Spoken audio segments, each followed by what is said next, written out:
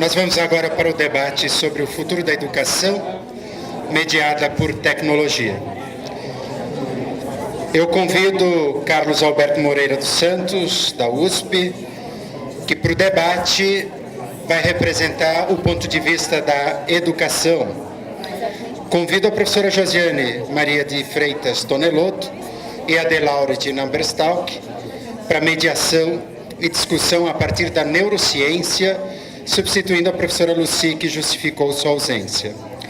E, para falar do ponto de vista da tecnologia, Ricardo Luiz Alves Pereira, Sebrae, Minas Gerais. Bem, o contrato que a gente vai fazer de comunicação nesse tempo, evidentemente que os professores também haviam preparado boas e belas apresentações, mas nessa última 1h30, a gente vai quebrar um pouco o ritmo e a gente vai mesclar uma estratégia diferente de comunicação. Então, o pessoal fez a coleta e entrevistou vários estudantes que foram impactados pelas novas tecnologias pelo Brasil, de várias áreas, de várias idades. Das centenas de vídeos, que inclusive a Rede Globo copiou a ABED, fazendo aquele Brasil que eu quero e tal, né? Que educação eu quero, eles plagiaram lá, mas faz parte, né? E, em tempo, nós teremos 7 depoimentos. Para cada depoimento, nós teremos aí a participação dos colegas, Janesine também está na mesa, e terão 2 a 3 minutos para endereçar desses pontos de vista da área da educação, tecnologia e neurociência. Também vou fazer um outro contrato com vocês. Papel de coordenador é um papel conceitual, vou me colocar numa posição de desorganizador, vou caricaturar algumas coisas que necessariamente não são as opiniões deste que ocupa este lugar, ok? Se estivesse ali, então eu desorganizo aqui e os colegas, na sua expertise, reorganizam e fazem a síntese, ok? Então eu começo brincando um pouco com esse cenário da educação, que quer muito ser disruptiva, todos nós ficamos impactados com isso, mas num dado momento, a gente vê um pensamento ou outro intrigado, pensando, a gente está saindo de uma educação de confinamento e indo para uma educação de matrix. Isso é ser disruptivo. E aí a provocação que a gente quer fazer com os estudantes foi a partir de 3 perguntas. E é evidente que tem coisas maravilhosas no depoimento deles, mas há resquício de um arquétipo educacional introjectado neles também. Aqui e ali, você vai perceber que ele reproduz também um discurso daquilo que seus pais, que a escola, mesmo que querendo ser disruptivo, mesmo que entendendo a oportunidade das tecnologias. Então, e quantas vezes você já tentou fazer metodologias ativas, fez a avaliação da CPA e o estudante pergunta, cadê que o professor não dá aula, cadê que eu não estou aprendendo o conteúdo dessa disciplina? Evidentemente que são contratos que são feitos, mas há uma disrupção também do paradigma desse que a gente quer impactar e mudar. As 3 perguntas que foram feitas aos estudantes, o que você acha e como você avalia a aprendizagem mediada por tecnologia? Uma segunda pergunta, o que você espera do futuro da educação? E a terceira pergunta que vocês vão vendo eles responderem é qual é a sua sugestão para um público que trabalha com educação e ensino à distância que nos faça pensar. Então, a gente vai ver o depoimento, faço a provocação, passo a palavra à mesa, 3 minutinhos elaborando, né, o ponto de vista dos colegas que estão aqui presentes. Então, a gente vai ver o primeiro depoimento da Alcione.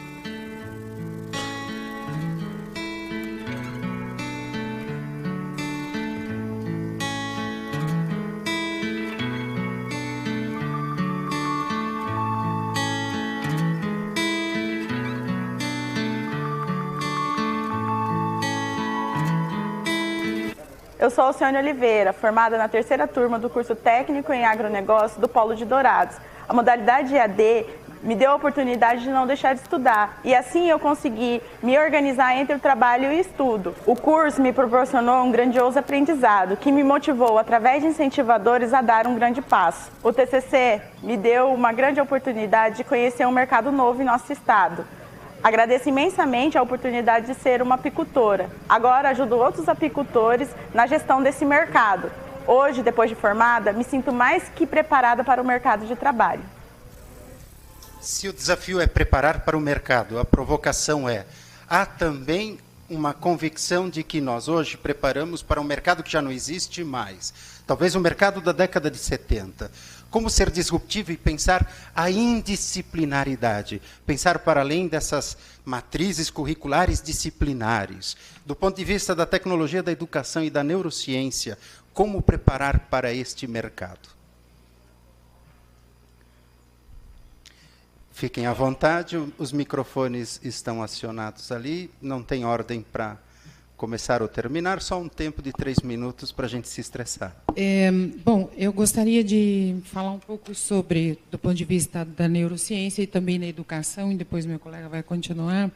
Mas eu acho que a questão toda, independente se nós estamos fazendo educação baseada no que aquilo que o MEC regula ou não, se a gente está fazendo coisas que são disruptivas ou não, acho que a gente tem um caminho muito grande da educação superior, que é formar alguém que seja crítico. E eu não estou dizendo que eu estou formando para a profissão, que eu estou formando para qualquer coisa que seja. É para questionar, para mudar, para saber conviver na sociedade, é para ter uma vida melhor, né? Porque algumas sociedades, eu tive repassando algumas pesquisas e vi que, vamos dizer, do mundo todo nos 2 últimos anos, a respeito do que se espera de educação, e quando se fala em tecnologia, apesar de em muitos países você ter ainda estudantes que falam bastante sobre o que eles querem, sobre modelos, sobre inovação, nós ainda temos gente pedindo conduta, valores, atitudes, professores que são mentores, bons professores. Então, nós ainda temos um ponto fundamental, que é o papel que o professor tem, que a escola tem, independente do qual modelo, mas é de ajudar as pessoas a pensarem e a serem críticas. Isso faz com que eu tenha um cidadão mais independente do ponto de vista cognitivo, que ele seja capaz de questionar todas as realidades, né, e que ele, sozinho, avance em relação à aprendizagem. Então, acho que nós não podemos perder de vista, em qualquer modelo que seja, que o nosso papel é sempre fazer essa coisa de instigar, de transformar, de ter pessoas autônomas que são capazes de buscar o que elas querem mais da aprendizagem. Se nós não fizermos isso, ninguém fará, né? A educação ela não tem um papel que é só o de formação profissional. Acho que tem um universo muito grande e que a maior parte das escolas, infelizmente, esquece. Bom, seguindo essa linha, não sei se você sabe, mas o Sebrae Minas tem uma escola que ano que vem faz 25 anos que trabalha com educação empreendedora. E a gente não está nem aí para Enem. E é muito interessante porque a gente vende que a gente forma cidadão empreendedor. Então tem muito a ver com o que você falou. E a gente fez uma experiência, ano que vem faz 10 anos, de levar essa metodologia para os alunos que vêm de escola pública. Então todo ano entram 330 alunos, gratuitamente, para ter uma formação técnica em administração com foco em empreendedorismo. E eles vêm de escola pública. A média de entrada de prova é 50 pontos. Esse ano a gente teve que baixar a régua para 42. É uma prova de português e matemática. A gente cancelou a redação porque a gente não aguentava ler tanta bobagem. Tem uma dinâmica de grupo, depois tem uma entrevista individual. Vocês não têm noção como que faz a transformação na vida das pessoas durante um ano, com uma metodologia diferenciada, quando a gente olha pro aluno, mas com uma formação mais ampla. Porque ele fala para a gente o seguinte: ele tem que ser desafiado. Ele não é desafiado. E com a gente não tem tempo ruim, não tem tempo bom. A gente pega muito pesado, mas a gente já atua com eles dentro de uma metodologia que é semi-presencial, tem 20% da carga horária é fora de sala de aula, mas o mais importante que eu vejo é que esse jovem hoje, todo mundo deve ter algum parente, filho de amigo, na faixa de 15, 16 anos, o que vocês perguntam para ele? O que você vai fazer? Ninguém pergunta para ele o que ele é agora, o que ele faz. Lá a gente faz isso. Lá a gente faz isso. Eu não estou nem aí se ele vai ser médico, advogado, dentista, mas ele vai ser bom no que ele vai fazer. Por quê? Tem um carro que aconteceu agora, né? Um carro sem motorista matou alguém. Não existe lei para isso ainda, e tem gente formando em direito. E a gente também tem um movimento de startup lá, que a gente pega alunos de comunidade, e a gente trabalha não só startup para projeto social, mas startup para business. Essa camisa aqui é do projeto que a gente tem de uma pré-aceleradora, e a gente fica impressionado com a quantidade de negócios criados a partir de um problema, né? E a tecnologia que a gente enxerga lá, ela é só uma ferramenta. Só mais uma ferramenta. Como eu lido com jovens, eu tenho mais de 600 jovens encontrando todos os dias, esse jovem ainda precisa se encontrar, precisa relacionar, ele precisa de respeitar o outro, ele precisa de respeitar a ideia e o projeto do outro, e não discutir sobre a pessoa, porque ele chega lá falando assim, eu não gosto de você. Aí depois ele descobre que ele até gosta de você, mas ele não gosta da sua ideia. Então ele começa a respeitar. E o jovem, ele tem que ter esse acesso, primeiro porque as empresas hoje, já vou dentro da formação em mercado de trabalho que a menina falou, as empresas hoje querem pessoas dinâmicas, que sabem resolver problema, que trabalham em equipe, e a escola o que pode fazer? Eu tenho que ter prova individual, lá não, lá pode colar, em algumas disciplinas pode colar, porque ele aprende. Né? A gente não chama de cola, obviamente, a gente chama de co-work, né? Que é mais bonito falar. Então ele tem que fazer trabalho junto, ele aprende desde a primeira semana a falar em público, a trabalhar com a equipe, a resolver problema. Isso que a gente faz. O aluno tem que ver sentido no aprendizado dele, e é o que a gente busca, é na prática. Então, a gente usa muita tecnologia como ferramenta, como muito modismo, e a gente está no modismo em algumas situações, sala de aula invertida, rotação, laboratório, etc. e tal, mas o cara precisa de desafio. E aí a gente faz muito modelo híbrido, que ele consegue estar com as pessoas para resolver problema.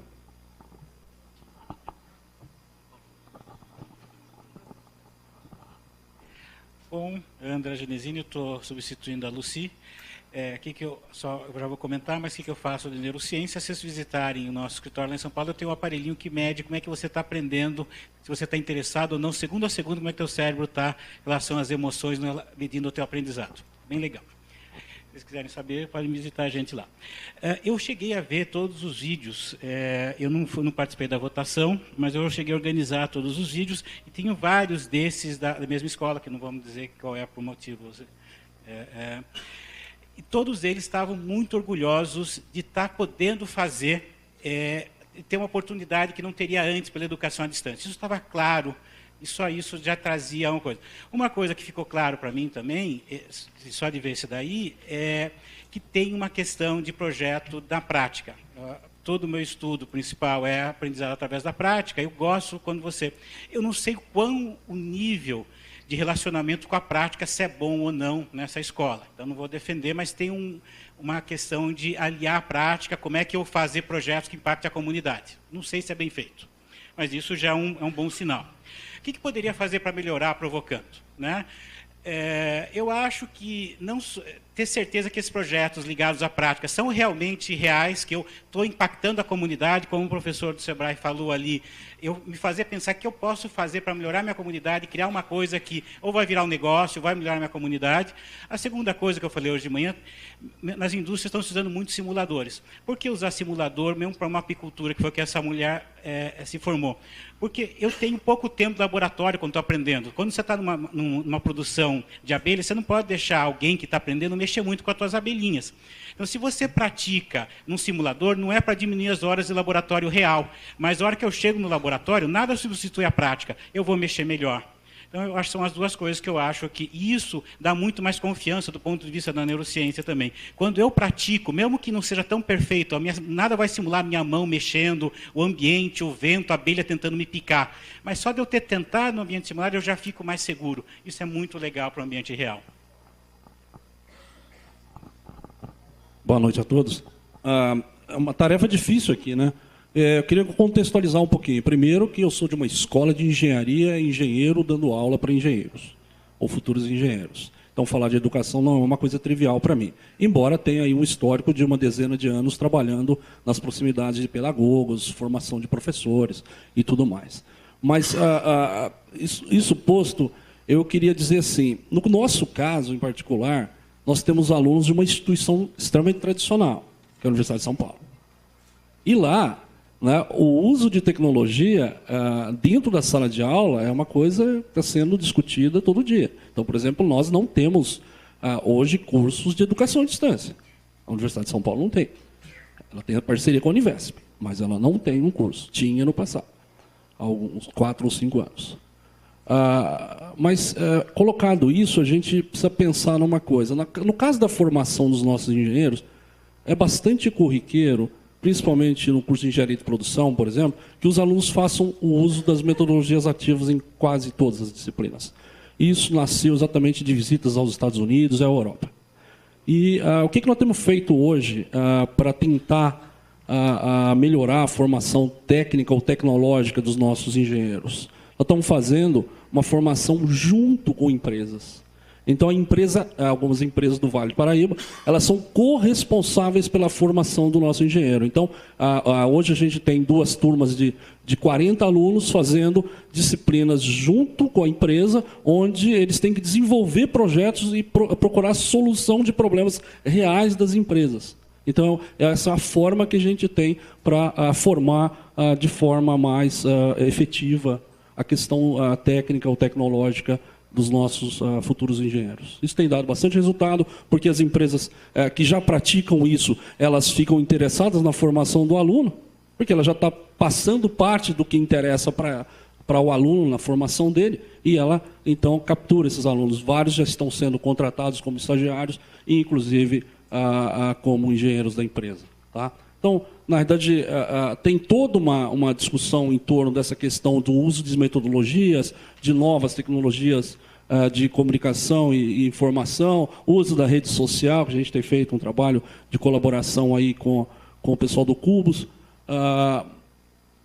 Mas eu gostaria de chamar a atenção que a nossa instituição tem cerca de 80 mil estudantes, né? E a nossa instituição é extremamente tradicional, então é difícil fazer essa mudança toda que foi colocada aqui, por exemplo, na última apresentação. Tá? É isso. Muito bem. O próximo tema, a provocação aqui, é um pouco sobre a cultura na dor. Me conta qual é a sua dor, que eu vou arrumar um Doril. E no dia a dia você caminha com Dorflex. A provocação é pensar, com a fala do nosso estudante aqui, é o Luiz que está em tela. Perdão, Arthur, 17 anos, e ele vai falar um pouco de como ele vê essa questão da tecnologia, para falar de quando a gente olha uma dor isolada e faz um tratamento tecnológico isolado, eu tenho uma coxa de retalhos. Quem não se deparou com LMS que são comercializados e são todos modulares? Você compra um módulo, aí você vê que não dá conta, você tem que pagar outro módulo, e assim você vai montando. Será que esta coxa de tecnologia é a solução para as nossas dores? O que o Arthur pensa sobre como ele vê a educação à distância? Meu nome é Arthur Leopoldo, eu tenho 17 anos, moro na cidade de Novo Hamburgo, no Rio Grande do Sul, e curso Jovem Aprendiz. A minha experiência da aprendizagem mediada por tecnologias é muito boa, porque, na minha opinião, facilita muito o uso de materiais na realização de atividades propostas pelos professores, já que está tudo no mesmo lugar. Se ele te manda a atividade no e-mail, tu pode retornar para ele no e-mail, que fica muito mais fácil. E sobre o futuro, eu acredito que a tecnologia vai estar cada vez mais presente na aprendizagem, pela facilidade do uso e que a cada dia que passa, mais e mais pessoas estão aderindo a novas tecnologias, saindo da ideia de algumas metodologias rudimentares do ensino, que só o que está no livro está certo, ou vocês têm que entregar uma atividade escrita, não pode ser digitada, esse tipo de coisa. E a minha sugestão é a implementação da tecnologia desde os níveis mais básicos de ensino, para que todo mundo possa se acostumar com ela logo no princípio da vida escolar, para que quando chegar em momentos mais importantes da vida acadêmica, por exemplo, a pessoa não tenha dificuldades para realizar um trabalho, e facilitar também essa implementação, que quanto mais cedo melhor para a pessoa aprender as coisas. Muito bem. Tudo no mesmo lugar. convergência é a palavra de ordem para esse processo de aprendizagem mediado por tecnologias? O meu ponto em relação a isso é quando ele fala sobre o que ele tem em educação de futuro. Eu passo muito tempo do meu dia pensando na educação do futuro, mas passo muito mais tempo pensando na educação do presente. Um país como o nosso, com índices tão baixos, com desempenho tão baixo, no IDEB, no PISA, com dificuldades tão fundamentais, e como nós recebemos o estudante no EAD, que é um estudante mais velho, longe do trabalho já há um tempo, ele tem, em média, 10 anos mais do que tem o estudante presencial, e eu tenho trabalhado muito com questões como qual é a condição que esse estudante chega para ter, vamos dizer, sucesso na sua vida acadêmica, né? E nós tínhamos lá no EAD Lorte um trabalho que foi ainda, na época que trabalhava com Janes, montado como chamava uma formação inicial em EAD, hoje chama EAD Sem Dúvidas, para trabalhar com esses problemas que o estudante traz e aprender a mexer nessas plataformas, justamente porque a tecnologia assusta muito, às vezes, os nossos estudantes. E eu adaptei essa pesquisa que chama Habilidades para Aprendizagem Online, e o resultado que eu encontrei é que o fator que mais determina o fracasso na vida acadêmica dele, o impacto maior, é o estudante que sequer sabe fazer um download, né?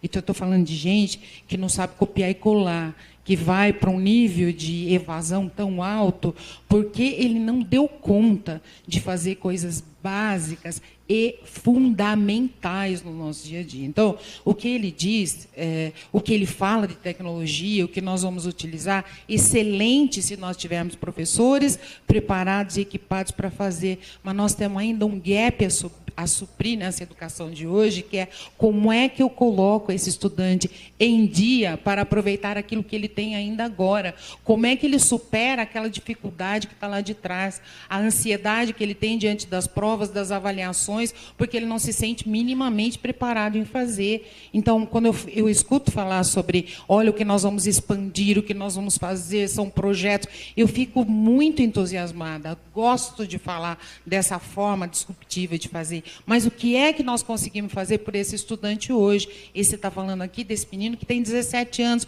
mas o que nós fazemos para o que tem 35, para o que tem 38, para o que tem 45 e que precisa estudar? Quer dizer, é muito complexa, né, essa questão do ponto de vista educacional, e acho que nós temos problemas fundamentais hoje que devem ser resolvidos. E, óbvio, tecnologia não é mais uma discussão se nós vamos utilizar ou não. Ela tem que estar presente em favor do estudante, mas ela é meio, não é finalidade, porque eu ainda tenho um conjunto de coisas a superar. E se eu não tiver ali o professor trabalhando com essas questões, olhando para isso tudo, para esse lado humano e para o que eu preciso compensar nesse estudante, eu não chego lá.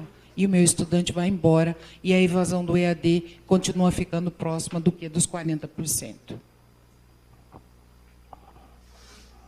Bom, eu lembrei de 2 casos aqui. O primeiro é de um ex-aluno nosso, que ele era repositor no sacolão. E ele fez o nosso curso. Com 11 meses, ele começa a descobrir ferramentas, e uma delas é o e-commerce. Ele montou uma loja de e-commerce. Menos de um ano depois, ele já tinha vendido para 18 estados. Hoje, ele tem 2 lojas físicas. Hoje, ele é aluno EAD. Ele está fazendo a graduação EAD. O que a gente fez foi só levar conhecimento para ele através de um problema. Ele tinha que gerar renda.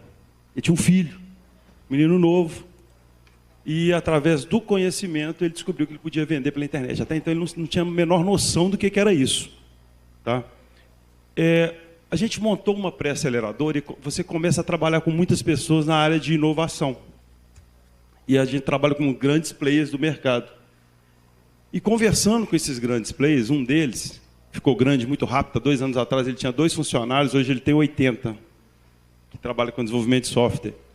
E eu perguntei, como é que você forma essa turma aqui? Ele falou, cara, está chegando aqui engenheiro que formou, que eu tenho que ensinar ele. Por quê? Porque o que ele aprendeu lá 2 anos atrás já mudou. Eu perco uma grana e um tempo para isso. Mas você tem que contratar engenheiro? Ele falou, não, eu não preciso de ser engenheiro formado.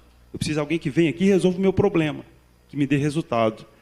E aí, a gente fica vendo, e a gente já... Aquela coisa...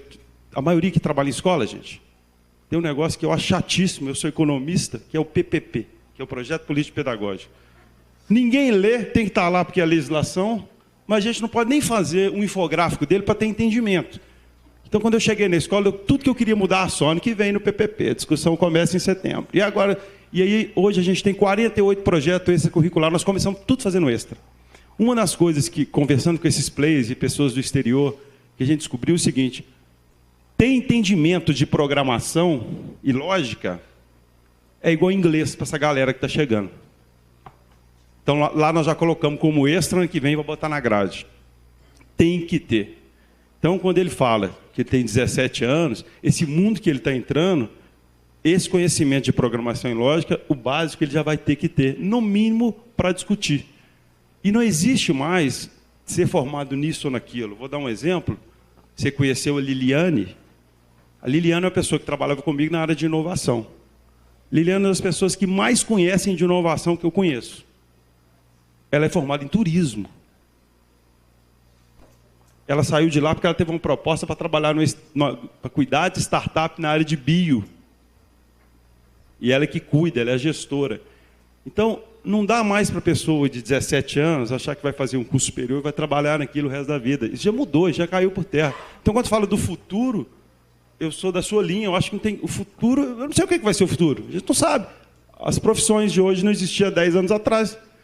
Né? Operador de drone ganhando 15 mil, nem tinha drone há 10 anos atrás. Então, são coisas que a gente tem que olhar o agora e tentar acompanhar. Não é correr atrás, não, é correr do lado. E dá para fazer. Se vocês quiserem, eu faço um convite. A gente tem que hackear a educação. É hackear a educação. Não pode fazer agora, não faz extra. Pode, não, testa. É o que a gente tem feito lá e a gente tem tido bons resultados. Um aluno nosso passou em medicina. No ensino médio nosso lá, em médio mais técnico, a gente tem 2 aulas de biologia. Eu falei, cara, como você passou em medicina? A gente estava dando entrevista para a revista, eu descobri na hora que ele tinha passado em medicina. Ele falou, vocês vieram com um papo aí de autonomia, de empoderar aluno e tal. E aí o professor falou, vamos fazer o plano de voo. Eu falei, eu vou pegar esse cara. Professor, eu quero fazer medicina. Ah, quer? Beleza, vamos fazer o plano de voo seu aqui. Vou chamar o professor de biologia. O professor de biologia sentou com ele, fez um plano de estudo que ele tinha que estudar todos os dias, durante 3 anos, 1 hora por dia. E o filho da mãe me passa de medicina no UFMG. Então, o que esse cara está precisando é da gente acreditar que é possível fazer. E a tecnologia, de novo, é só mais um ferramental. Porque, voltando na história do Mário, que era repositor de sacolão, e o cara hoje tem o e-commerce, está fazendo a faculdade de AD, ele instalou ali nele alguma coisa. Esse cara, ele tem 25 anos, ele não tem tempo para ir na faculdade, mas ele quer buscar o conhecimento. Aí ele vai fazer através do AD. Quero fazer um gancho aqui, nessa questão da formação. Assim, deixa eu fazer um preâmbulo, um minutinho, por gentileza. Eu acho que eu preciso fazer esse preâmbulo. Vocês chegaram aqui e vocês não pensaram muito no carro que vocês iam pegar para vir aqui. Simplesmente entraram no carro e vieram para cá. Na verdade, na minha opinião, o celular hoje, ou o computador hoje, é algo tão parecido quanto o carro. Então, as pessoas devem usá-lo de forma natural. E tem gente que luta contra isso. Engraçado que a gente não está muito preocupado com qual foi o modelo do carro. Se vocês pensarem um pouquinho, nesse instante deve ter alguém no mundo pensando em alguma mudança no carro. Se nós formos pensar a todo instante nas mudanças que tem tecnológica por aí, nós vamos pirar. E uma das coisas que está acontecendo hoje, aí eu concordo com os dois, nós já estamos no futuro, segundo as ideias de Samuel Pepper, que previa que a gente ia chegar nesse estado aqui, hoje em 1980. Certo? Então, usar tecnologia é só uma ferramenta. E daqui a pouco vai aparecer uma ferramenta diferente, outra, como o carro aparece. Então, vamos usá-la de forma tranquila. Acho que nós precisamos fazer isso. É que é difícil. Pegar uma metodologia ativa e usar ela com critério, com cuidado, é uma coisa muito difícil. Isso que a gente está tentando fazer lá em Lorena, que é ajudar na formação dos futuros alunos, como foi dito daqui 15 anos esses meninos vão fazer diferente, mas hoje, na formação dos professores que atuam, por exemplo, na educação básica. Nós temos um mestrado profissional em Lorena, que chama Projetos Educacionais de Ciências, cujo objetivo é dar a formação usando tecnologia e metodologias ativas para professores que dão aula para esses meninos. É assim que a gente acha que deve impactar positivamente nessa questão, né, da formação de futuros profissionais. Tá? Tem um caso muito importante que eu queria chamar a atenção aqui, que é nessa questão já na formação continuada e atualização. Por exemplo, no caso, o Cubus tem um exemplo fantástico lá, que é da Receita Federal. A Receita Federal tem um curso, pasmem vocês, quando eu vi isso eu pasmei, porque eu não imaginava que a Receita Federal teria um curso para 13 mil pessoas. A Receita Federal é uma instituição aparentemente das mais clássicas, né? Mas não, ela tem um curso online, que é oferecido, e essas 13 mil pessoas agora se ajudam.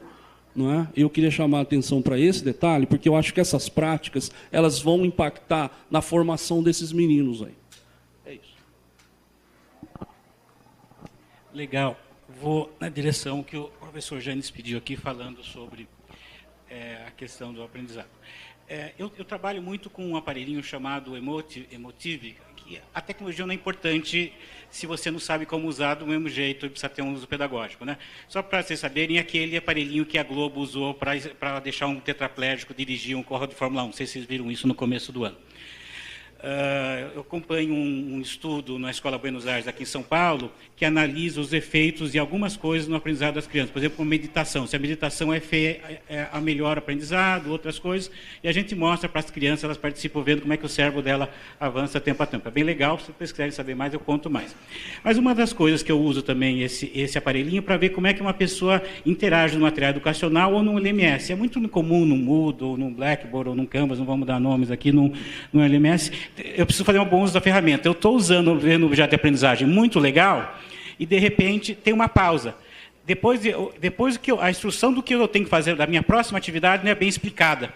Hoje eu tenho um attention, desculpa, eu ia falar em inglês, eu tenho um span de atenção muito rápido, né? 30 segundos eu já me desinteresso. Então, enquanto você faz um vídeo super legal, mas você não cuida o que eu vou fazer de uma atividade ou outra. A gente vê no Emotive o interesse do aluno caindo para zero rapidamente, ele já se distraindo com outra coisa.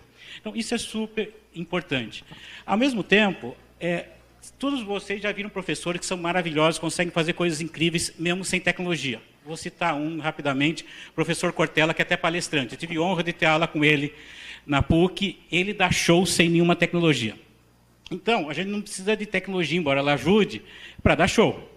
A tecnologia, como sozinha, ela precisa ter uma pedagogia, como a gente bem sabe.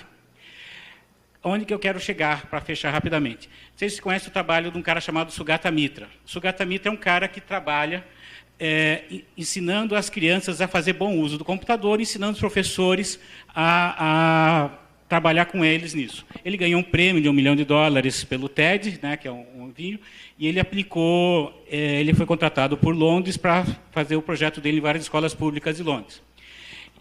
Tem vários aspectos interessantes o projeto dele, não dá para entrar aqui, mas um aspecto eu queria pensar só, um aspecto bem pequenininho. Ele pegou professores aposentados do Reino Unido, que estavam aposentados e que estavam em um estado de depressão, estavam tendo motivação para a vida. E não necessariamente esses professores estavam ajudando o aluno na mesma matéria, porque a função deles era só motivar o aluno. Eles falavam assim para o aluno: oi, como é que foi teu dia hoje? Ele falou assim: olha, eu estou com dificuldade em aritmética ou em tal coisa. Eu falei assim: mas por que você está com dificuldade? O único trabalho do aluno, do professor, era motivar o aluno que ele conseguia e fazer ele voltar a pesquisar na internet. Isso deu um resultado enorme. Então, a motivação é muito importante. Esse menino aqui, obviamente, é um menino motivado, né? E ele está falando das tecnologias, e aprender as tecnologias para o futuro é super importante. Mas qual é o meu ponto? Não precisamos fazer o trabalho com o professor. O maior ganho que a gente vai ter é treinar o professor em como usar bem as tecnologias. Isso, para mim, é meu ponto principal. Nós vamos para uma parte agora interessante, com a declaração do Genivaldo Juliano, e eu queria que vocês pensassem num conceito que você já estudou lá em Foucault, do panóptico. Será que a gente está vivendo uma customização do panóptico? O panóptico exponencial. Disciplina, autodisciplina, autorregulação, ser autodidata, a autovigilância, quem sabe, autopunir-se, a provocação aqui para a gente pensar em como essas tecnologias se comportam quando a gente vê os sistemas de biometria, os sistemas de filmagem durante a realização da prova, sistemas de fiscalização. E como isto impacta na vida desse estudante. De novo, panóptico. É a estrutura de arquitetura, de construção das prisões, né? Em que você tem uma torre central que dá de frente para todos os corredores. Então, essa é a figura arquitetônica. Compreendeu? Panóptico, uma torre de vigilância que dava acesso visual a todos os corredores da prisão. Para Foucault, é um pouco das estruturas escolares também que se organizaram para ter um controle de vigilância sobre os estudantes. E a minha provocação aqui é, será que a gente não está customizando esse panóptico também? Como é que estes estudantes reagem a essa percepção dessa não muito declarada construção da vigilância eletrônica? Tá bem? Ou Big Brother, né? Pronto. 1948. Fechou? Vamos ouvir 2 depoimentos, Genival e Juliano, mas vamos falar coisas muito interessantes sobre profissão, vida, e eu volto com mais uma provocação para a mesa. Olá, eu sou Genival Alves de Arruda, tenho 43 anos, moro no município de Indiaroba, estado de Sergipe. Atualmente estou fazendo curso de técnicas em agronegócio, na modalidade EAD, ensino à distância. Estou gostando, é uma experiência inovadora em minha vida. Está contribuindo muito para o meu aprendizado, para o meu profissionalismo. Sou trabalhador do campo e posso agora organizar meu tempo para estudar e aprender mais. Tenho certeza que essa forma de ensino, unindo educação à tecnologia, contribuirá, já está contribuindo e contribuirá muito para as próximas gerações. Sugiro que continuemos avançando na educação. O nosso povo, o nosso país precisa de educação com qualidade e esta é uma das formas. Vamos utilizar da melhor forma a educação unindo com tecnologia. Parabéns a todas as instituições que estão aderindo a esta nova forma. Muito obrigado. A gente assiste o Juliano também. Oi, pessoal, tudo bom? Eu sou Juliano, eu tenho 21 anos, moro em Recife e a maneira qual eu avalio a minha experiência com a aprendizagem mediada por tecnologia é uma experiência muito boa, né? Apesar de que a aprendizagem mediada por tecnologia, ela exige muita disciplina, né? Exige muita disciplina, tanto do aprendiz, né, quanto de quem faz. Eu acho também os cursos, os eventos. Então, assim, você tem que ter um autocontrole, tem que ter um autocuidado, você tem que ter um trabalho de metacognição, de autorregulação, que tem que ser ali incessante, tem que ser focado, porque senão você acaba se perdendo. E a partir do momento em que você consegue ter controle disso, você tem uma boa experiência e você consegue aprender o que você quiser, você se torna um autodidata. Então, assim, a minha experiência é essa. Eu acho que as tecnologias ajudam muito. E sendo assim, eu acredito que a educação nos próximos anos tende muito a ser mais híbrida, né? Ela tende a ser a blended learning, né? Misturada. Ela vai ter vários eixos de metodologias ativas, né? Para diversos tipos de metodologias de sala de aula. E principalmente, eu acho que a expansão da educação à distância, principalmente para quem não tem condição, né, de mobilidade, para quem não tem tempo, não tem horário fixo, eu acho que está crescendo e para os próximos anos isso vai ser uma prospecção muito grande, né? A gente tem que repensar, acredito, como se dá essa metodologia, né, essa avaliação, esse desenrolar, esse processo a longo prazo e com uma grande demanda. A minha sugestão para a educação de qualidade no futuro, ela está pautada principalmente acerca de um ensino básico de qualidade, né, eficiente, né? Eu acho que nós, enquanto sociedade, os governantes, todas as entidades sociais, elas têm uma função importante nessa formação, né? De uma educação melhor de qualidade para o futuro, que eu acho que é isso que vai trazer embasamento para essa maior apropriação mesmo, assim, né? Da cidadania, de como tratar a ética, como tratar o outro. Voltando então ao panóptico, né? Qual é a função social desse EAD? É customizar um novo panóptico para controlar, criar disciplina e fazer com que o estudante... Qual é a garantia que a gente quer com isso, em termos de tecnologia, educação e neurociência? Eu não vou responder o que o Jânio falou, mas vou dar uma provocação para os colegas continuarem. Eu vou fazer uma outra análise agora sobre a feição especial. Apesar de estudar a mente, isso vem aprendi com a minha esposa, que gosta muito da microexpressão facial. Não sei se já viram uma série chamada Lie to Me, do cara que inventou isso. Ele colabora com a FBI e virou uma série de ficção, tenta falar assim, tente mentir para mim, você não consegue. Se você vê a microexpressão das pessoas, eu vou dizer, eu ultrapassei um pouco, porque eu vi esses vídeos umas 10 vezes, então eu consegui notar como são, mas são coisas que você não consegue, é muito rápido. Você está tirando o fim da novela.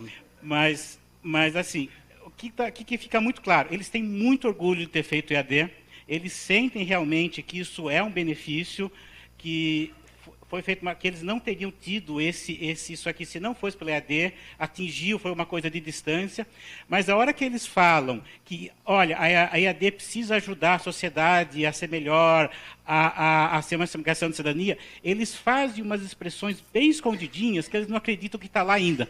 Então, no fundo, está muito mais parecido com o que o professor está falando, de estar conformado, não está revolucionário o suficiente para realmente... Então, ele fala assim, eu gostaria que fosse, mas a expressão dos dois entrega que, no fundo, não está tão revolucionário quanto eles gostariam, por mais que tenha revolucionado a vida deles e tenha sido uma bênção o que eles aprenderam. Janes, respondendo um pouco, tentando a sua provocação junto com aquilo que eu vi, o que às vezes eu lamento é que muitas escolas vendem o que se faz em tecnologia como diferencial de curso. Aquilo é o diferencial para aquele AD, que então é moderno, maravilhoso, que atinge. Então, eu tenho mecanismo super, ultra, mega, blaster, porque eu controlo pela pupila, por isso, por aquilo, por outro, mas, às vezes, eu nem tenho gente capacitada para entender tudo aquilo ou para utilizar. Né? Eu não capacitei suficientemente as pessoas que trabalham para uso, e isso fica só uma fachada e uma propaganda, e não é de verdade aquilo que se precisa ou que se deve fazer naquele momento. E a minha pergunta é, e qual que é mesmo a essência daquilo que a gente faz? Quando a gente olha para esse sujeito de 43 anos, eu fico pensando, nossa, alta tecnologia para a produção, por exemplo, de vídeos, ou fazendo uma altíssima resolução e tal. Aí eu vou lá para o interior de algumas cidades, sobretudo no Nordeste, que tem um problema de banda, e eu tenho que ter um outro programa para baixar a resolução do vídeo, porque o cara não vai conseguir ver, vai travar tanto que ele não enxerga, não consegue. Né? Manaus, por exemplo, tem um problema seríssimo de utilização quando você usa vídeos, porque você tem que baixar, porque eles têm um problema de banda que é instalado. Então, eu fico pensando se, às vezes, a gente não troca um pouco conteúdo, o que se tem que fazer, né? E eu não sou nem um pouco favorável a coisas como, eu vou distribuir PDFs ou eu vou mandar isso. Não, muito pelo contrário, eu trabalho, sim, com tecnologia, mas, às vezes, eu vejo que isto fica meio travestido, sabe? Então eu vou falar que eu uso assim, que eu faço a tal, mas eu esqueço de pensar naquilo que está em primeiro lugar, que é o nosso estudante, que é aquilo que eu ofereço para ele. Não sei se eu estou falando de formação, eu não sei se eu estou falando de profissão, mas eu estou falando da melhoria de vida de pessoas. E eu estou falando da realidade de um Brasil que tem uma dimensão continental. Eu não estou falando de gente que vive nas capitais e que não tem problema de acesso e que tem uma série de outras coisas. Eu estou falando de gente que é quem precisa, que está lá no interior, que precisa do EAD, porque ele sequer tem uma instituição presencial próxima à casa dele. Ele tem que andar quilômetros para chegar até o polo, porque ele precisa ir lá para baixar as atividades, porque ele não tem casa para ver, não tem como. Então, ele toma um ônibus, viaja não sei quanto para chegar lá e para arrumar as atividades. Gente, é disso que nós estamos falando. É dessa realidade. É isso que a gente vive, né? Então, dizer, travestir, permitir para os nossos caras, desculpem as pessoas de marketing que estão nessa sala, me perdoem, de coração. Mas dizer, e eles fazem, às vezes contam e dizem que a gente faz o que a gente nem faz, porque eles não conseguiram entender exatamente o que nós fizemos, e isto vira simplesmente uma arma, uma forma, um rótulo para dizer ao mercado que eu sou uma instituição extremamente evoluída, que eu já passei por todos os pontos e que agora eu desfruto ou tenho uma tecnologia de ponta para fazer o melhor EAD que a gente pode fazer para o Brasil. É isso? Professora, a senhora tem razão. Eu ainda, embora o menino que nos antecedeu aqui na palestra, ele tenha falado que ele acha que não, as coisas não devem nascer de dentro para fora das instituições, no nosso caso em Lorena não tem saída. Ou a gente tem que fazer alguma coisa do lado de dentro com os parceiros externos. A Universidade de São Paulo é assim, né? Mas, então, eu, na verdade, pensando nisso, e ao longo do tempo isso sempre existiu na minha vida, eu acho que não dá para transferir as condições de cursos que eventualmente tenham aqui em São Paulo para um lugar no interior de Pernambuco. Não dá, por causa dessas condições de contorno tecnológica, que inclusive a gente vive aqui também. Numa das apresentações iniciais, o computador não ligava. Entende? Às vezes acontece, isso é normal, né? Então, eu acho que os projetos têm que nascer localmente, com as realidades locais. Eu acho que isso é importante. É claro que a gente pode pensar de forma bem grande. Eu queria falar numa coisa que é o seguinte, olha, o menino tocou num ponto que há mais ou menos 6 anos, o termo não vinha na minha cabeça, mas, como eu estou contando o caso de Lorena, ou da Universidade de São Paulo, eu relaciono com o que o menino está falando, o Juliano falou que o ensino blended é uma coisa importante para ele. E eu acho que as instituições deveriam pensar melhor. E aí uma provocação para a ABED. Eu acho que não dá para fazer só educação à distância. Acho que é importante olhar para o híbrido. E sabe por quê? Porque, ao fazer isso, a ABED vai poder atrair as grandes instituições de ensino e aquelas que são consideradas mais conservadoras. E eu falo isso exatamente por conta dos nossos exemplos internos. A gente tem espaço para fazer o híbrido, e a partir do híbrido crescer para o ensino à distância. Nós não temos muito espaço para fazer educação à distância totalmente. Então, essa fala me chamou muito a atenção. E aí, para mim, está claro que a gente tem que fazer isso na formação de todos os níveis, em todos os níveis. Principalmente para levar os meninos a fazerem isso nos locais deles, lá no futuro. Então, a gente tem que ter tranquilidade, isso é uma coisa que eu defendo sempre, ter tranquilidade para incluir no nosso ensino, que é tradicional, minha fala aqui é tradicional agora, incluir na nossa fala, durante as aulas, a tecnologia. É só isso. Para mim, não tem nada mais que isso. E é claro que lá onde os meninos estão, eles não têm os professores que nós temos aqui em São Paulo, por exemplo. Então, óbvio que eles têm que usar as ferramentas que estão disponíveis. Essa história, me perdoem, essa história de defender que é educação à distância ou educação tradicional, acho que nós estamos gastando energia nisso. A gente deveria juntar as duas coisas, como a Paola falou hoje, no começo. Tá? Bom, não sei se eu vou responder a sua pergunta especificamente, mas a minha visão é que o bolo é muito grande, dá para todo mundo comer um pedaço. Tem demanda, tem necessidade e tem mercado para atuar, seja totalmente à distância, seja híbrido, mas que resolva o problema. Minas Gerais, há um tempo atrás, o governo fez algumas sedes de salas digitais. Eu mesmo fui lá dar uma aula, mas assim, são 853 municípios, vamos supor que era, sei lá, umas 400 cidades, 50% não pegava internet. Espera aí, fala agora não, volta. Então, assim, até que ponto a gente está preparado para isso também, né?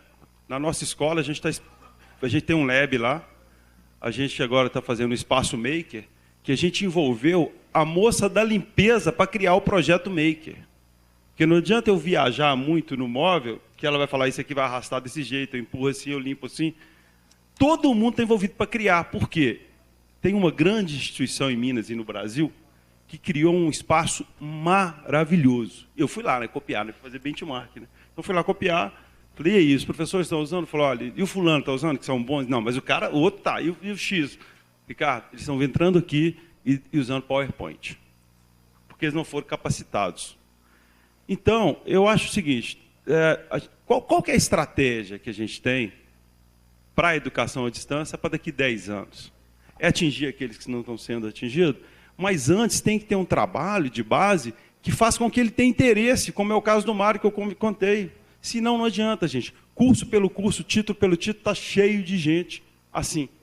Eu tenho uma sobrinha com 23 anos, está fazendo mestrado, é biomédica e tal, nunca botou a mão na massa. Agora vai para fora estudar. Eu falo, meu Deus, mas quando é que você vai trabalhar, minha filha? Quando é que você vai aprender? Porque ela vai fazer tanta coisa, e quando é que vai botar a mão na massa para ver o que está sentindo mesmo? Então, eu acho que o bolo ele é grande, dá para todo mundo comer, mas, principalmente, a preocupação é o seguinte, o que eu estou entregando é o que ele comprou? O que eu estou vendendo para ele é o que vai posicionar o aumento no mercado, é o aumento de salário que ele vai ter. E aí a gente entra numa discussão que é de personalizar o aprendizado. E aí eu acho que a educação à distância é uma ferramenta excelente e a gente pode fazer isso em vários gaps que a gente tem, em vários buracos no Brasil, mas tem que ter uma estratégia. E não, enquanto a gente tiver a venda pela venda, não dá certo. Porque aí a gente vai ter resultado. Tudo bem. Veja só, Vianney, só para você entender, eu fiz um acordo aqui de que eu poderia falar de forma caricata hoje, tudo bem? Então a gente falou da cultura do anador, não é? Que é bem isso que a Josiane falou. Às vezes você tem uma visão reducionista de inovação quando você tenta decifrar uma dor da instituição ou aquilo que o cliente suplica e você diz, não, o cliente gosta de vídeo. Então, vídeo nele até cair a pupila. A outra situação é essa visão bimodal, binária, uma coisa para cá, outra para lá, como se fossem contrapostas. E ainda a Josiane disse, não, você não vai falar isso em público. Vou falar, Jô. Às vezes dá a impressão, caricato, de uma lógica exponencial capitalista. Uma hipermassificação do futuro. E os 3 vídeos que virão agora, eu queria deixar a pergunta, e o professor, nessa hipermassificação disruptiva exponencial capitalista, como fica? Vamos lá. Todo tempo com a tecnologia, nós já sabíamos. Mas o que nós ainda não sabíamos era do impacto do futuro da educação mediado por tecnologia. O meu nome é Milena Rafaela, eu tenho 19 anos, eu faço técnica de administração mediado por tecnologia, eu moro em Betim e precisamos falar. Como eu avalio a minha experiência mediada por tecnologia? Bom, sem sombra de dúvida, ter uma educação com a presença de tecnologia é muito novo, mas muito bom. O fato das salas de aula serem integradas, ter a presença de lousas digitais, painéis, tudo isso estimula a criatividade do aluno, assim como estimulou a minha criatividade, porque eu passei a ser uma aluna mais integrada, assim. Eu gosto muito de aprender coisas novas, então aquilo ali só foi gerando um estímulo na criatividade. A gente se torna, sem sombra de dúvida, alunos mais autônomos, porque a gente passa a depender um pouco, de ter mais um pouco de disciplina. A tecnologia, ela vai despertando esse senso crítico na gente também, sobre a necessidade da gente nos tornarmos alunos cada vez mais autônomos. Acredito que com o passar dos anos, a educação ela vai se tornar cada vez mais prática e dinâmica. Por quê? Porque a tecnologia, ela propõe novos modelos educacionais. Ela tem uma iniciativa de novas percepções individuais acerca do aluno também. Os conteúdos, eles vão se tornar mais atrativos para os alunos. Os conteúdos, eles vão ser mais práticos, mais dinâmicos. A educação, ela vai ser mais objetiva e mais inovadora.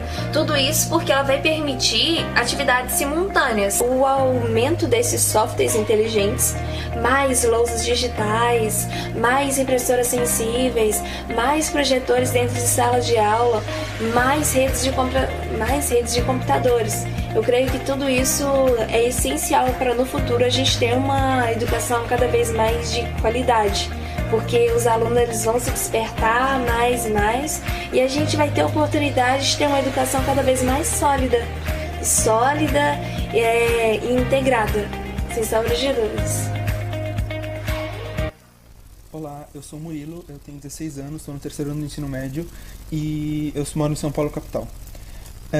Quanto à primeira pergunta, a minha experiência com tecnologias começou no 8º ano, quando o meu colégio adotou o uso de computadores pessoais na sala de aula. E tem sido muito positiva porque eu sempre tive problema com a minha caligrafia. E ou eu fazia anotações legíveis, mas passava metade da aula anotando e não prestava atenção na explicação do professor, ou eu fazia anotações que eram inúteis porque depois eu não conseguia entender o que estava escrito e as minhas figuras, principalmente ciências naturais, ficavam deficientes. Então, utilizar o Evernote, por exemplo, me permitiu que eu escrevesse muito mais rápido, porque eu digito muito mais rápido do que eu escrevo, tudo ficasse compreensível, assim eu pudesse prestar atenção no professor, e eu consigo pegar figuras da internet feitas por profissionais, que são muito mais explicativas do que as figuras que eu poderia fazer, e permitem que eu preste mais atenção na aula, porque demandam um tempo muito menor para serem copiadas e coladas. Obviamente, eu ainda utilizo o papel e caneta para revisão, porque eu acredito que no estudo escrever fixa muito melhor o conhecimento, mas isso são casos pontuais. Na sala de aula tem me ajudado muito, também porque é uma porta de entrada para outras explicações. Eu tenho uma necessidade, principalmente em ciências naturais, de uma explicação muito mais conceitual do que matemática. E em matemática, muitas vezes, eu tenho dúvidas que não são as dúvidas da minha sala como um todo. Então, tendo a internet para procurar, mesmo que isso irrite alguns professores, permite que eu não atrapalhe o resto da sala, que eu tenha um conhecimento mais profundo sobre o assunto, que eu faça as conexões que estão na minha cabeça, que se eu perguntar ao professor, às vezes ele não vai conseguir responder a minha dúvida, porque não foi a aula que ele preparou, mas por meio da internet eu consigo resolver essas dúvidas e depois confirmar com o professor, obviamente, porque não tudo que é encontrado na internet é fiável.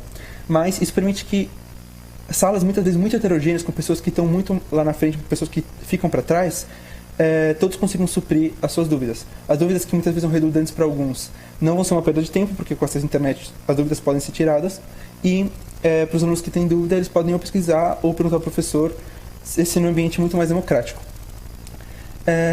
Por isso, acho que nos próximos anos, respondendo a segunda pergunta, a educação vai nesse sentido, uma descentralização, porque com os conhecimentos já disponíveis na internet, o papel do professor é muito mais um guia das pesquisas, um auxiliar, do que o monopolizador do conhecimento. E quanto ao 3, a minha sugestão é que não se vá contra essa tendência, porque a internet é sim um recurso muito valioso, é um recurso que permite conectar com conhecimento de fora, conhecimento de muitas vezes de universidades estrangeiras e explicações voltadas ao aluno.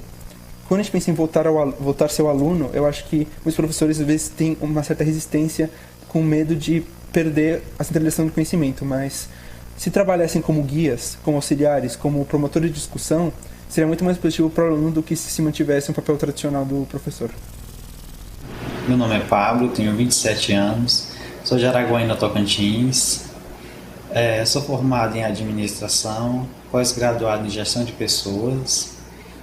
Atualmente estou fazendo um curso à distância, mediado por tecnologia, que é técnica em agronegócio. É um ensino perfeito, não tenho nada o que dizer, não tenho nada o que reclamar. São com professores altamente capacitados, Temos 70% a 80% de estudos online e às vezes 20% ou 30% de estudo presencial com os professores, que são ótimos professores também. E a minha experiência que eu tenho de aprendizagem com essa forma mediada por tecnologia, eu acho perfeito. porque é uma forma que você tem e pode, né, estudar no horário que você acha mais propício. Pode ser no seu horário de almoço, às vezes uma olhadinha no horário de trabalho. E também para quem mora em zona rural, né, que não tem como estar todas as noites na faculdade, todos os dias ali, né, cumprindo aquele horário, você mesmo faz o seu horário. Então, esse ensino é o que está ganhando, né, está avante mesmo no mundo, né, e eu creio que será esse o ensino dos próximos 2, 3 anos, não sei, né. E a experiência que eu tenho com essa aprendizagem que por meios tecnológicos e o que eu acho também é que é um ensino que vai reduzir custos também, né? Além da forma de você estudar, o custo de ter-se na sala de aula, um professor consegue mediar a mesma aula em vários estados, em vários municípios, no mesmo momento. Então eu acho perfeito. E a minha sugestão que eu tenho para a educação de qualidade no futuro é que o governo e as entidades privadas, federais, né, insistam mais nesse estudo, porque é uma forma como as pessoas conseguem estudar mais, né, no seu tempo, e também a forma como exercita mais é uma forma bem mediana, bem complexa às vezes, né? Se você não se esforçar, se torna complexa. Mas eu acho excelente. Para mim, eu não tenho o que dizer desse estudo. É perfeito. Muito bem. Tem uma função social no EAD, não é? E aí a gente volta então para essa pergunta também. E a função social do professor nesse movimento disruptivo e exponencial?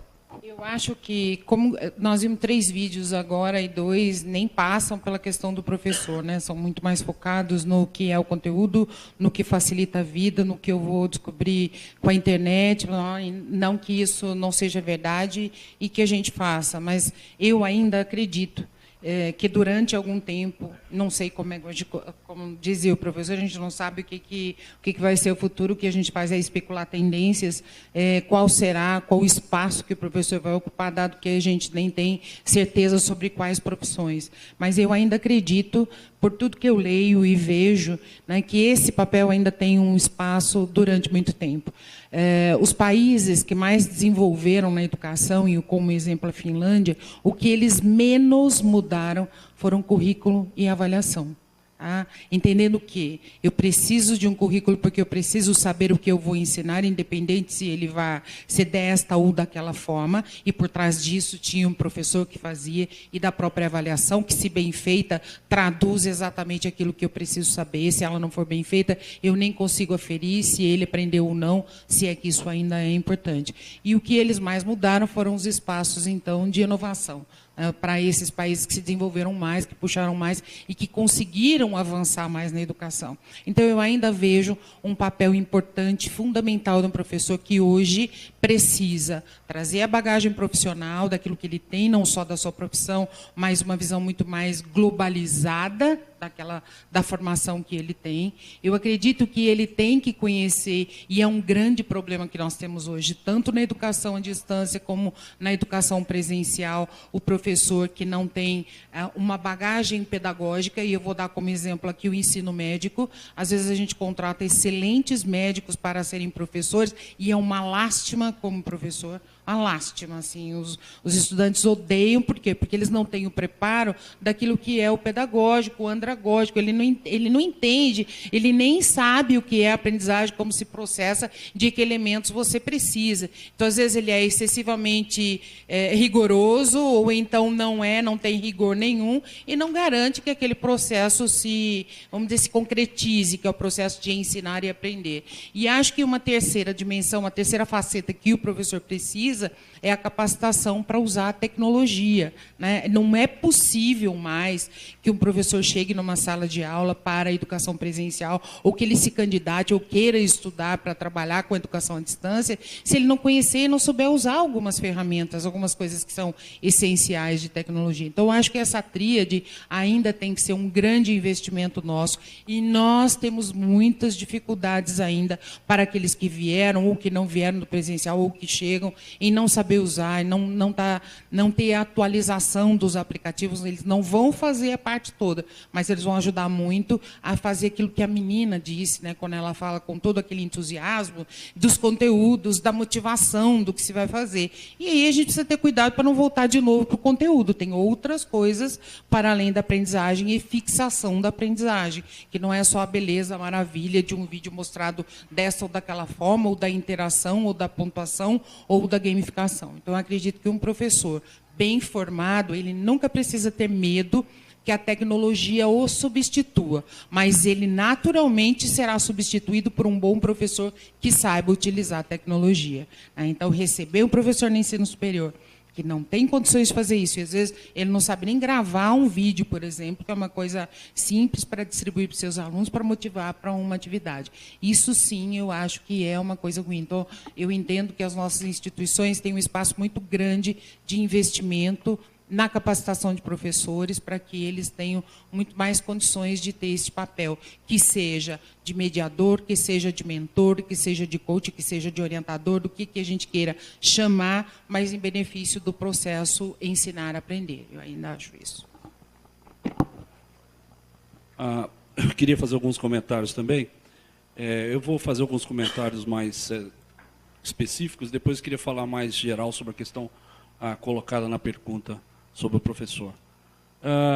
Tem um caso interessante, um dos meninos, o Murilo, ele menciona que ele digita mais rápido do que escreve. Olha só como as instituições nossas de hoje são. Vai fazer um concurso público. Coloca a prova, uma espécie de prova escrita, tem que fazer no papel. Eu vou mostrar para os senhores o meu papel. Por rabiscado, garrancho, há 20 anos a minha letra era maravilhosa. Então, percebe? As instituições, elas não avançam na mesma velocidade que o raciocínio nosso parece avançar. Então, é muito difícil lidar com isso. Queria chamar a atenção para isso, que o menino tocou nesse ponto. E os meninos mais novos estão vindo com uma velocidade maior ainda. Como lidar com isso? Eles vão reclamar da gente na sala de aula. Perdão. Eles vão reclamar da gente na sala de aula. E a gente fica escrevendo garrancho lá no quadro. Essa é uma coisa. Queria chamar a atenção para outra, que esse me interessa bastante, que eu chamaria de socioconstrutivismo mediado por computador. Que a pessoa que está aqui na frente pode conversar com aquela que está lá no fim, sem fazer barulho nenhum na sala. Muitas vezes funciona, e funciona muito bem, e ela pode dar a dica para aquele que está lá. Uma pessoa que mencionou essa questão de aprender dessa forma. Também acho importante. Tem um detalhe de um exemplo que eu tive há cerca de 2 semanas, num evento interessante da Secretaria Municipal de São José dos Campos, onde uma das professoras, ao final da minha fala, onde eu estava contando na nossa experiência, usando uma rede social dentro da sala de aula, por favor, não é o Facebook, uma rede social dessas nossa aqui, eu estava falando do uso e de usar a tecnologia, usar a rede social, postar coisas, usar a educação à distância de alguma forma. E essa professora chegou para mim e falou, ao final da minha apresentação, eu sou contra isso, nós vamos perder o emprego. Mas como assim? Acho que não é por aí. Acho que a professora aqui tem razão.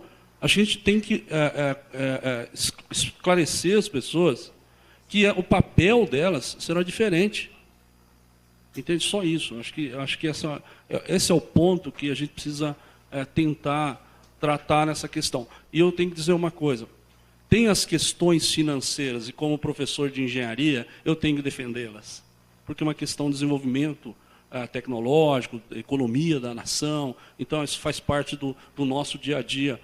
Então, falar de crescimento, de exponencialização, de capitalismo, para mim é algo tranquilo, tá certo? Mas nós precisamos falar disso vinculado à educação, senão ela perde sentido. E falar de economia ou de exponencialização simplesmente por falar, não dá. Então, a gente precisa fazer as escolhas dos carros, nossa, acho que com tranquilidade. Então, acho que orientar os professores é isso. E eu tomo a liberdade de fazer um pouco, vender o peixinho nosso lá em Lorena. Nós estamos tentando fazer isso. Nós temos um curso de pós-graduação que ele é esquisito, eu chamaria. Ele é um curso de pós-graduação em projetos educacionais, com experiência da engenharia de fazer projeto, mas voltado, então, para a formação de professores. E, naturalmente, isso impacta nas escolas do Vale Paraíba já. Tá? É por aí que a gente está indo.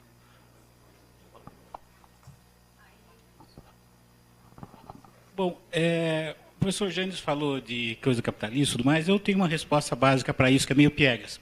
Eu prefiro falar de amor e de paixão. Isso se aplica a qualquer sistema. Eu, por muito tempo, fui sócio da Cristiana Assunção, antes de estar na Adeline e tudo mais, que estava sempre aqui. E eu preciso falar dela porque esse termo que eu vou falar foi inventado por nós dois. A gente falava de TBL, né? Inclusive para os gringos. Era difícil explicar. TBL era Tesão Based Learning. Para explicar tesão para os gringos era difícil. Aí eu fico falando besteira, é o que dá, né? Sou castigado pela Cristiana, que está nos Estados Unidos, lá à distância, por ainda falar essas coisas aqui. A cadeira está fora. Eu volto aqui. Rapidamente, em vez de eu contar uma história super rápida, que inclusive se passou no Sesumar, do professor Jandes, quando eu lecionava lá, uma história que eu gosto muito. Eu lecionava, acho que mais 2002, 2013, um curso de gestão para a área de restaurantes. Muito bom, excelente, os alunos gostavam muito, mas naquela época era tudo teórico e era presencial. Eu sou professor que ficava, era um curso de uns 300 horas, mais ou menos, 100 horas era só comigo. Eu fiz uma proposta para os alunos e pedi para o coordenador, que a Unicesumar sempre foi inovador, meu coordenador aceitou, falou assim, escuta, não está previsto ter um TCC prático aqui, eu quero fazer um TCC prático com os alunos. Eu quero que os alunos façam uma coisa real, que eles tenham que ter lucro, porque era sobre empreendedorismo na área, uma pós-graduação na área de restaurante, de alimentação. A maior parte dos alunos já trabalhavam na área. Falaram assim, mas você precisa fazer um TCC na área que você não é. Se você é de restaurante, você pode fazer de confeitaria, de bar e tudo mais, tem que fazer um evento numa área que você não domina. E se vocês toparem, o professor vai se dedicar muito mais do que ele vai se dedicar. Eu vou montar um curso online, e nesse curso online eu vou dar o que você precisar. Se você precisar aprender finanças, eu vou te ensinar finanças. Se você precisa aprender empreendedorismo, vai aprender empreendedorismo. Se precisa aprender a confeitaria, eu vou te ensinar confeitaria. Abrindo parênteses, além da aula de estratégia, eu dou aula de cozinha italiana, cozinha mediterrânea e confeitaria. Então, eu conseguia dar conta de tudo, né? E a gente montou, os alunos toparam a brincadeira, eu falei, só que vai fazer parte da nota agora. Foi muito legal. E todos eles trabalhavam na área, e até isso virou o meu mestrado, está registrado na minha dissertação, se alguém quiser ver os resultados, foi muito legal. E eles tiveram que fazer coisas, a maior parte trabalhava para terceiros. Então, por exemplo, tinha um que era um cara que era gerente de restaurante. Ele falou assim, eu nunca aprendi tanto na minha vida, porque eu tive que fazer uma coisa que não é da minha área de conforto, ele fez de confeitaria, e eu tive que gastar o meu dinheiro. Você não precisava ter lucro, mas precisava pelo menos não ter prejuízo. Foi o que a gente combinou a coisa, porque era sobre empreendedorismo. Os depoimentos foram maravilhosos. E o que fez a maior diferença foi, o currículo não estava definido. Eu ia ensinar o que eles precisassem. Você precisa ensinar como vender, como fazer propaganda, como escolher Cada um teve uma matéria totalmente personalizada na parte à distância.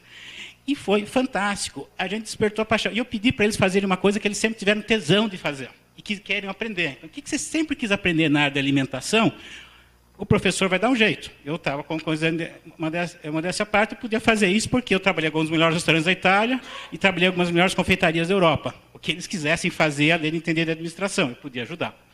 Foi muito legal. Então, os depoimentos, quando você faz uma coisa voltada para a prática, faz toda a diferença. E eu tenho levado, esse foi o melhor caso que eu tenho. Aliás, professor, adorei a experiência, quiser me convidar de novo, viu? Fazendo propaganda.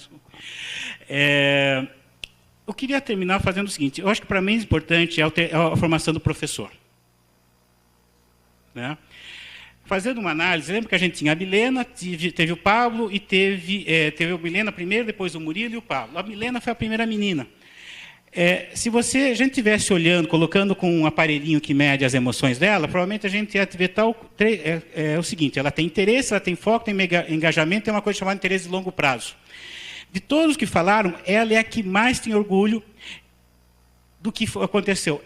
Eu não sei que é essa escola, mas ela tem uma metodologia muito boa. Ela se divertiu muito no processo, isso está claro. O segundo menino, o Murilo, ele também, por mais que ele tenha reclamado, de vez em quando os professores não gostam que eu mexo na internet e tudo mais, ele tem um orgulho muito grande das políticas de internet que a escola tem. Então ele fala assim, alguns professores podem não fazer tão bem, mas a escola faz uma coisa muito legal. E ele gostou muito do aprendizado dele, isso está claro. O último menino, que é o Pablo, ele de novo vai para aquelas análises que eu estava fazendo antes, que ele tem muito orgulho do que a AD deu para ele é muito sincero, se você vê ele é 100% sincero, ele é muito agradecido pela oportunidade que a AD deu para ele, está claro que ele não teria conseguido fazer esse curso, que mudou a vida dele, eu não estou diminuindo, mas se a gente for ver o engajamento dele, muito provavelmente foi um engajamento médio, as atividades, ele é grato, esse curso salvou a vida dele, estou exagerando, melhorou a vida dele muito, mas no fundo o que a expressão dele diz, o engajamento, as atividades são médias, podia ser mais revolucionário, não foi tão revolucionário quanto os outros. E ele não tem um interesse de longo prazo, o interesse variou durante o curso. Isso está claro no depoimento dele e as expressões que ele faz na hora que ele comenta. Então, é isso que a gente fala. Eu acho que a EAD é fundamental para o Brasil, mas a gente sempre pode melhorar, e o treinamento do professor é a que faz diferença. Eu sempre gosto de dar aula, porque eu não posso treinar professor se eu não sou professor. E ter paixão, despertar a paixão dos alunos é fundamental. Muito bem, a gente vai escutar o Ricardo rapidinho nos 3 minutos, a gente faz o encerramento, faz o sorteio, lembrando que tem 2 viagens com direito a acompanhante de ida e volta, depois eu explico melhor essa viagem. Bom, eu acho que a primeira coisa que eu vou fazer é gravar um vídeo com cada um dos meus professores e mandar para o André. Aí eu vou ter pessoas engajadas lá. A Milena é aluna nossa do Sebrae, ela passou pela nossa metodologia. Eu vou contar sobre algumas experiências sobre o professor. Eu não acredito de outra forma você trabalhar com inovação, tecnologia e educação se você não trabalhar com o professor primeiro. Mas não é fácil, gente. Não adianta você só criar ambiente, não adianta você só falar. Quando eu assumi a escola do Sebrae, nós somos 10 escolas, tem Salvador, Maranhão, e também estamos interiorizando. Quando eu assumi, eu fui ouvir individualmente todos que trabalhavam lá. Até a faxineira eu ouvi, todo mundo. E o professor que mais reclamava. Aí eu falei, ótimo.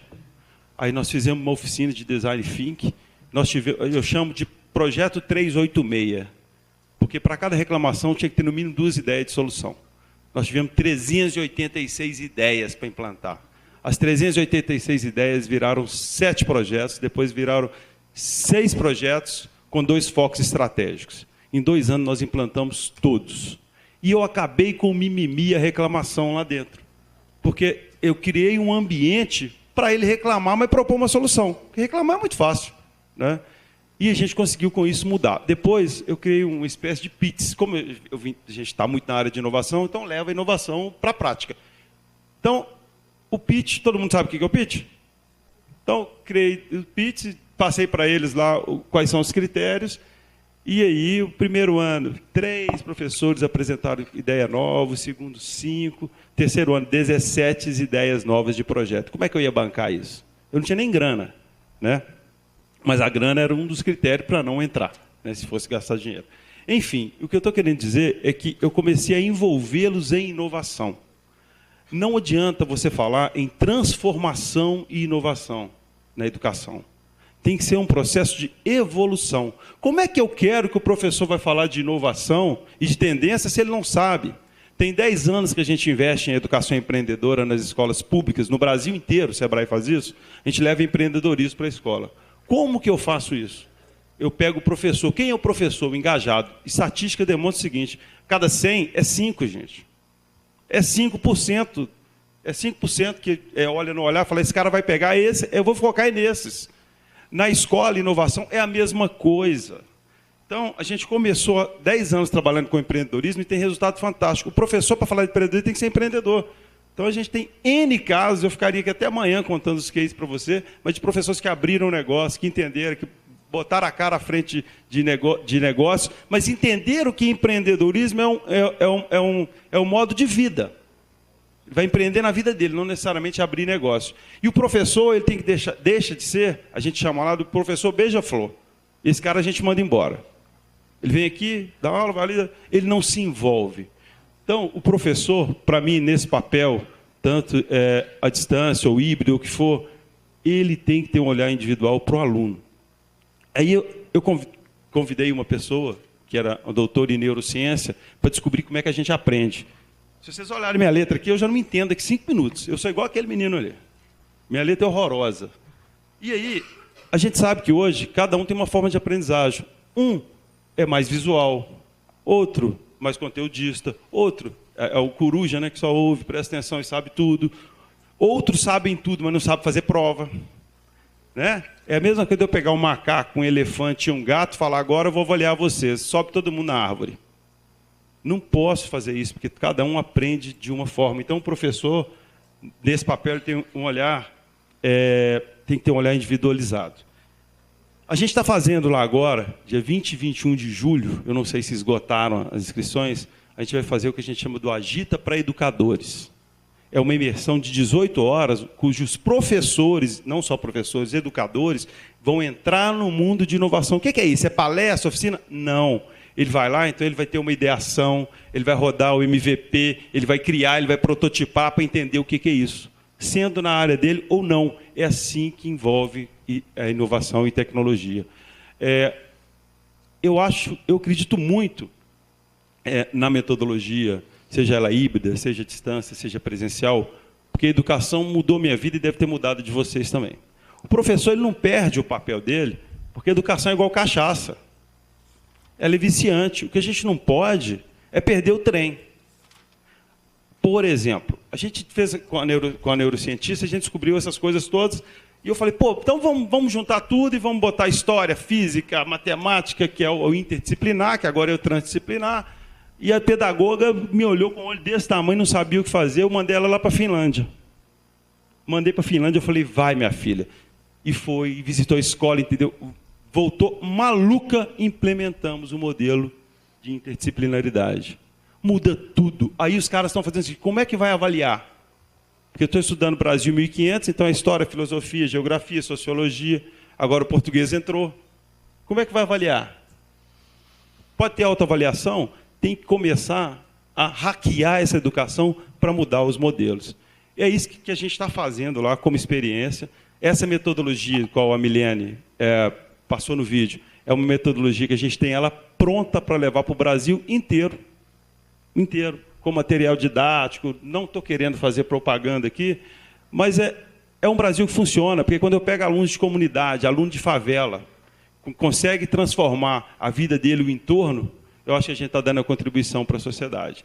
E outro dia eu ouvi de um cara, que ele é negro, da favela, e ele falou o seguinte, o negro e favelado joga no time titular porque o técnico dele é a educação.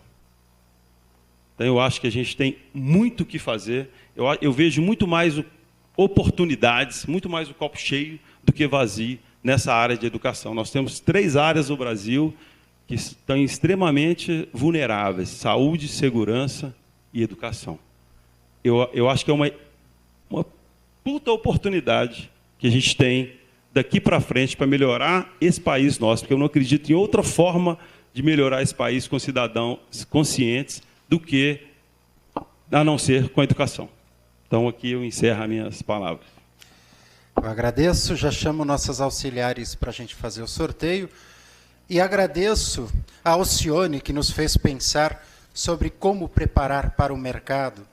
Agradecemos o Arthur, que nos lembra da necessidade de convergência das tecnologias. Agradecer ao estudante Genival, que pensou em profissão e preparação para a vida. A gente agradece ao estudante Juliano, que falou das coisas todas que nos lembram o velho panóptico e a gente precisa cuidar com a insistência disciplinar. A Milena, toda animada, que nos lembra da importância de desenvolver a criatividade. O Murilo, que falou desse novo papel, dessa interação que ele tem com o professor. e o Pablo, que citou as vantagens de estudar na modalidade à distância, com a oportunidade de falar com essas autoridades da mesa, professor Carlos, da USP, professora Josiane, da AD Laureate, Numberstalk, o Ricardo, do SEBRAE. Muito obrigado, uma salva de palmas e a gente segue com o sorteio.